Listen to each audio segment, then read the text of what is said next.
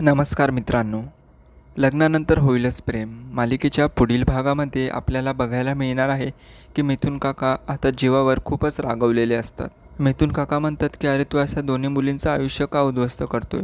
मी सगळ्यांना जाऊन सांगेल पार्थला नंदिनीला की तुझं काव्यावर प्रेम आहे. हे बघ अजूनही वेळ गेलेली नाही आहे. तू नंदिनीला घटस्फोट दे आणि काव्यासोबत तुझा नवा संसार सुरू कर. तर इकडे जीवा सांगतो की आता खूप वेळ पुढे निघून गेलेली आहे, त्यामुळे आता मला हे सगळं काही करता येणार नाही. त्यावर मिथुन काका म्हणतो की मग तुला एकाच घरामध्ये असं काव्यासोबत राहता येणार आहे का? आणि तुमच्या दोघांचं सत्य तू किती दिवस लपवून ठेवशील? आणि एक गोष्ट लक्षात ठेव, सत्य हे कधीही समोर येतंच. आज मी होतो म्हणून मी तुला वाचवलं, पण उद्या तुला वाचवायला कोण येणार? ते दुसरीकडे आता नंदिनी ही काव्यावर चांगलीच रागवलेली असते. ती म्हणते की जर जीवाचं एका मुलीवर प्रेम असेल आणि त्यांनी त्या मुलीचा टॅटू त्यांच्या छातीवर काढला आहे, तर तुला कसलाही हक्क नाही त्याला सगळ्यांसमोर उघडं पाडण्याचा.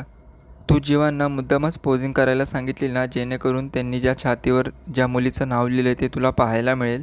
तर इकडे काव्य म्हणते की अगं नंदिनी ताई, तू एवढी रिलॅक्स कशी राहू शकतेस?